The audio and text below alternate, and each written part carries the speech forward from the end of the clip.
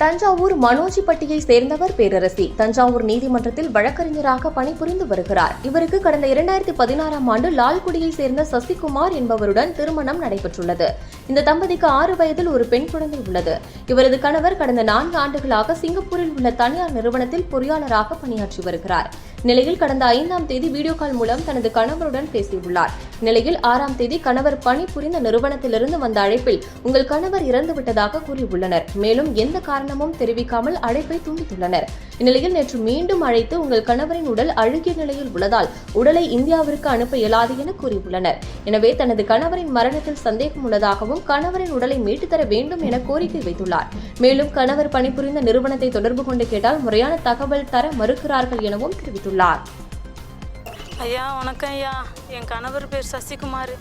நாங்கள் 2 பேரும் திருமணம் ஆகி 5 வருஷமாக நான் சந்தோஷமாக தான் வாழ்ந்துக்கிட்டு இருந்தோம். சிங்கப்பூருக்கு என் கணவர் வேலைக்கு போனார். வேலைக்கு போன இடத்துல நல்லா தான் என்னட்ட பேசுவார், வீடியோ கால்லாம் பேசுவார். திடீர்னு கம்பெனியில் காலையில் சொல்கிறாங்க, நேற்று காலையில் சொல்கிறாங்க உங்கள் கணவர் இறந்து போயிட்டாரு அப்படிங்கிறாங்க. என்ன காரணம், என்ன ரீசனுன்னு கேட்டால் சொல்ல மாட்றாங்க. என்ன காரணத்தில் இறந்தாருன்னு கேட்டால் சொல்ல மாட்றாங்க. சரி பாடியனாச்சும் அனுப்பி வைங்க ஐயா அப்படின்னு நான் கேட்டேன். அதுக்கு பாடி ரொம்ப சேதமாச்சு, ரொம்ப டீகம்ப்ளீட் ஆயிடுச்சுங்கிறாங்க. அனுப்பி வைக்க முடியாதுங்கிறாங்க. லாஸ்ட்டாக அவர் முகத்தைனாச்சும் பார்க்கணும். அதுக்காகனாச்சும் என் கணவரை அனுப்பி வைங்க சாமி, எங்களுக்கு யாரும் கிடையாது, எனக்கு ஒரு பிள்ளை இருக்கா தனுசியான்ட்டு 6 வயசில் நிற்கதியாக நிற்கிறோம். ஐயா எனக்கு உதவி செய்யுங்க ஐயா, ஐயா எனக்கு உதவி செய்யுங்க. கலெக்டர்கிட்ட மனு கொடுக்க வந்திருக்கேன் நான், தஞ்சாவூர் கலெக்டர்கிட்ட. கல்யாணம் ஆகி 5 வருஷத்துல இடையில வந்துட்டும் போயிட்டு இருந்தாங்க ஐயா. எஸ்மாஸில் இன்ஜினியர் வேலை, இன்ஜினியர் வேலை பார்த்துக்கிட்டு இருக்காப்புல சிங்கப்பூர் கம்பெனியில். இப்போ carry private transport private limited Singapore அந்த கம்பெனியில் வேலை பார்க்குறாரு. அங்கே இருக்கிற மேனேஜர் ஃபோன் அடித்து நேற்று காலையில் சொல்கிறாரு உங்கள் கணவர் இறந்துட்டாரு. நைட்டு வரையும் என்கிட்ட பேசினார் என் கணவர். வீடியோ காலில் என் கணவர்கிட்ட நான் பேசினேன். நல்லா இருக்கேன், ஒன்றும் இல்லை, சம்பளம் அனுப்பிடுறேன், நான் ஊருக்கு வந்துடுறேன்னு சொன்னாப்புல என் கணவர். என் கணவர் எப்படி இறந்தாருன்னு தெரியல. இன்னைக்கு காலையில் ஃபோன் அடித்து பாடியை தர முடியாது, ரொம்ப தோல் சேதமாச்சு அப்படிங்கிறாப்புல.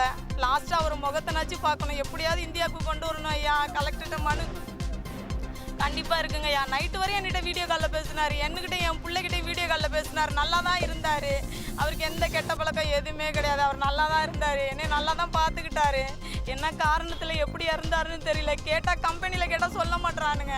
கம்பெனியில் கேட்டால் என்னான்னு ரீசன்னு சொல்லவே மாட்றாங்க. நான் ஒரு தஞ்சாவூர் மாவட்ட தஞ்சாவூர் கோர்ட்டில் நான் வேலை பார்க்குறேன். நான் அட்வொகேட்டாக இருக்கேன். எனக்கே நிலைமை ஆயிடுச்சு ஐயா. நான் நடுத்தரில் நிற்கிறேன் ஐயா. என் கணவரை மீட்டு கொடுங்க ஐயா, என் கணவரை மீட்டு கொடுங்க சாமி. என் கணவரோட முகத்தைனாச்சும் நான் பார்க்கணும். லாஸ்ட்டாக எனக்கு உதவி செய்யுங்க சாமி. கலெக்டர்கிட்ட மனு கொடுக்க வந்திருக்கேன் ஐயா, எனக்கு உதவி செய்யுங்க ஐயா. எங்களுக்கு யாருமே இல்லைங்க ஐயா. என் பேர் பேரரசி, நான் தஞ்சாவூருங்க ஐயா.